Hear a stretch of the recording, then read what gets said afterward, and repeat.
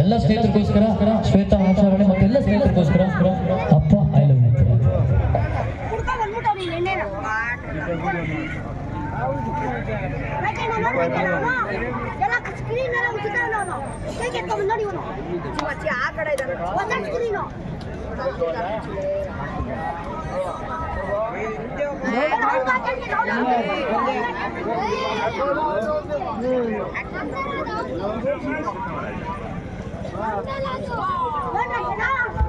Thank you.